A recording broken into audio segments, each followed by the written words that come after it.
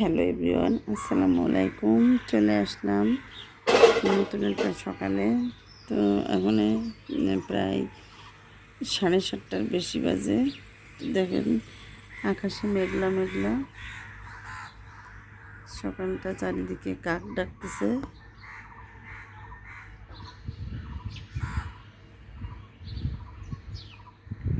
মেঘলা চারিদিকে, তো বাইরে কাক ডাকতেছে। ওই যে কাক গাছে। তো আমি রান্নাঘরে চলে আসছি রান্না করতে। তো বাইরের ভিউটা একটু দেখালাম আর কি। মেঘলা মেঘলা আকাশ, কী হবে জানি না, আজকে বৃষ্টি হবে কিনা। এর মধ্যে আমি সকালের জন্য ডালটা ফোটাইছিলাম প্রেশার কুকারে, মুসুরির ডাল। এই যে এই চুলায় আমি সিদ্ধ করতে দিয়েছি। আর এই বাসি প্রেশার কুকারের বাসি এমনি দিয়ে ডালের পানি, যে আমার এই চুলাটা একদম মানে ডালের এসে চারিদিকে ভরে গেছিলো। তো আমি এটা ক্লিন করে নিয়েছি, ধুয়ে নিয়েছি। ধুয়ে একটু শুকনো কাপড় দিয়ে মুছে নিয়েছি। নিয়ে যখন সেট করতেছি, এই তো সব ধুয়েছি।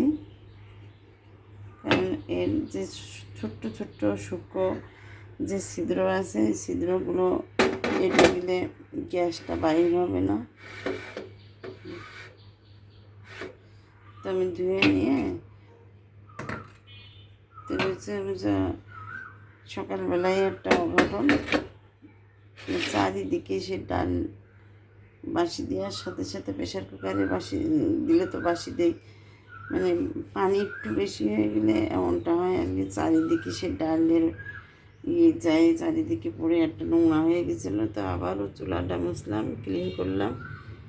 তো এই চুলায় দিয়েছি, আর এই চুলায় বাসি করে এই চুলায় একদম এইখানে পড়েছে, এইখানে এসে পড়েছে ডালের এটা। এই চারিদিকেও পড়েছে, চারিদিকেও পরিষ্কার করলাম। এই ভিতরেও পড়ছিল ডালের বাষ্প হয়ে একদম। এই চুলায় দিয়েছি, আর এই চুলায় দিয়েছিলাম প্রেশার কুকার, আর এইটাই এসে পড়েছে। তাই তো সকালবেলায় ডাল রান্না করতেছি আর ভাজি করব। আমার হাজব্যান্ডের শরীরটা খুব খারাপ আজকে। তো দেখি ভাত খাই কি রুটি খাই, যেটা খাবে সেটাই বানাই দেব। আর এমনি ভাতটা দেওয়া হয়ে গেছে চুলায়।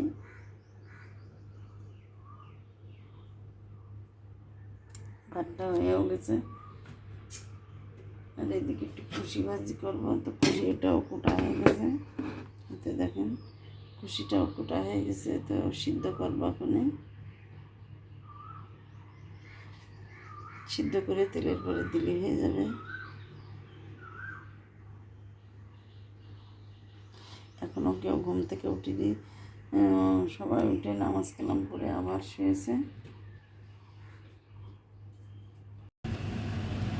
তো দুপুরে রান্নার জন্য এখনও সকালে নাস্তা করা হয়নি। তো দুপুরের কাটাকুটা হয়ে গেছে তরকারি। এ তো দয়াকলা একটু চচ্চড়ি করবো।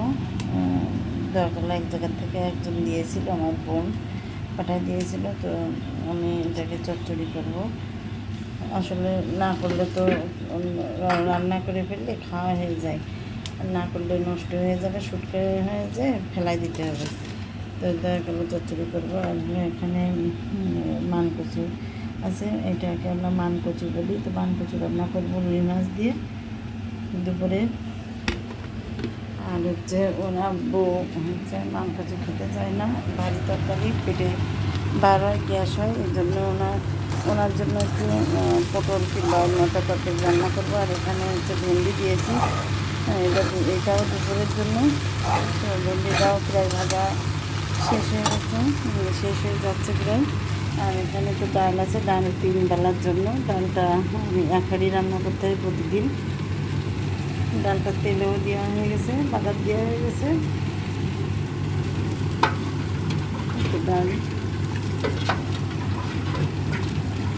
প্রতিদিন সকালবেলায় দু একদিন ডাল রান্না করা লাগে না, ডাউলটা আর প্রতিদিনই রান্না করতে হয় প্রায় প্রায় সময়। এখানে সকালবেলায় সকালের জন্য যে ভুসি ভাজি আছে আর একটু যে আলু ভর্তা করছি, তো আলু ভর্তাটা এখনও ছানা হয়নি, তো আলু ভর্তাটা কমপ্লিট করবো। পেঁয়াজ আর মরিচ হচ্ছে ভেজে ভিতরে দিয়ে দিয়েছি, এখন লবণ দিয়ে একটু মাখায় নিয়ে তারপরে দেবো খেতে সবার। সকালের নাস্তা এখনও হয়নি কারোর।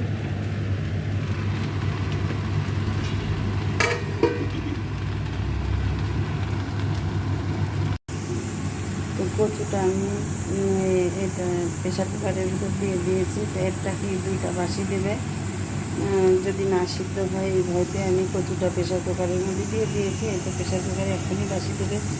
আর আমি কচুতে যদি গাল ধরে তো আমি সেই রিস্ক নিতে চাইনি, এই জন্য আমি ঘরে একটু তেঁতুল ছিল, সেখান থেকে তেঁতুল নিয়ে এসে একটা বাটিতে মিলিয়ে রাখছি। কচুর ভিতর দিয়ে রান্না করবো, যদি গাল ধরে গলা ধরে তো সে সময়টাই আর কি তরকারিটা ফেলাই দিতে হবে, এই জন্য আমি তেঁতুল দেবো, কচুর ভিতরে তেঁতুল দিব। আর এদিকে আমার এটা হয়ে গেছে ভাজিটা যাই আর সাথে তো আসলে যে অনেক কচু আছে না তেঁতুল দেওয়া লাগে না, অনেক ভালো গাল ধরে না, আর অনেক কচু আছে গাল ধরে, তো আমি রিস্ক নিতে চাচ্ছি না, এই জন্য আমি তেঁতুল দিব। তেঁতুলটা দিলে গাল ধরবে না, আর ঝালটা একটু বেশি করে দিতে হবে।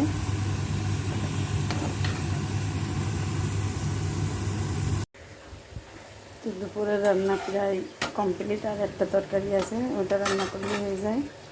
আর এখানে আমার হাজব্যান্ড প্রচুর খেতে চাবে না, এই জন্য একটু তার জন্য পটল রান্না করতেছি, 3-4টে পটল কেটে একটু সব মাছ দিয়ে রান্না করব। আর রুটি সেঁকতেছি এখানে, সকালেরটা দুপুরেরটা একসাথে করতেছি। কেউ আসলে রুটি খাবে, কেউ ভাত খায়, তো আমার সকালে দুটোই হয়। আমার কচুটা সিদ্ধ হয়ে গেছে, তো কচুটা এত পরিমাণে সিদ্ধ করছি, আগে 2বার বাসি দিয়েছি, তো দেখেন হচ্ছে একটু শক্ত শক্ত ছিল, ভিতরে টিপ দিলে পানি জানি না, আল্লাহ জানে যে গলা ধরবে কিনা। আর এখন আবারও 3টা বাসি দিয়েছি, আবারও প্রেশার কুকারে দিয়ে আবারও 3টা বাসি দিয়েছি, দিয়ে তারপরে রাখছি। রেখে এখন এই তো কাঁচামরিচ আছে, রসুন আর পেঁয়াজ বাটা আছে। আর কচু জাতীয় জিনিসে একটু রসুন বাটা বেশি দিতে হয়। আর হচ্ছে কী বলে একটু শুকনো মরিচের গুঁড়া দিয়ে আমি রান্না করবো। তো একটা কড়াইতে তেল নিয়ে নিয়েছি, তো এখন এই মশলাগুলো কষাই তারপরে কচুটা কষাবো।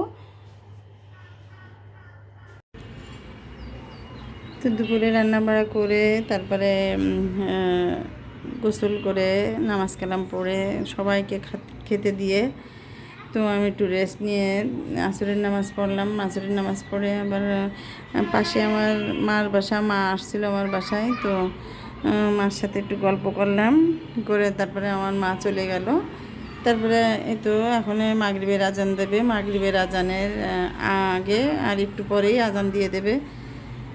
তো চারিদিকে প্রায় সন্ধ্যা হওয়ার ভাব ভাব দেখা যাচ্ছে, দেখেন কুয়াশা আর কালো কালো হয়ে গেছে, এক্ষুনি সন্ধ্যার আজান দেবে আর একটু পরে। তো এই পর্যন্ত আমার ভিডিওটা রাখছি। আর তারপরে মাগরিবের আজান দেওয়ার পরে মাগরিবের নামাজ পড়বো, তারপরে ওই যাই নামাজেই বসে থাকবো। এশার আজান দিলে এশার নামাজ পড়বো, দোয়া দুরুদ পড়তে পড়তে এশার আজান দেবে, এশার নামাজ পড়ে তারপরে হচ্ছে আমার সাহেবরা চলে আসবে, ওরা আমার ছেলে চলে আসবে, তখন আবার রাতের এশার নামাজ পড়ে আসে সাথে সাথে আমার সাহেব আবার হচ্ছে রুটি খায়, তো রুটি ভাজবো। এই তো সারা দিনের আমার কাজ এই।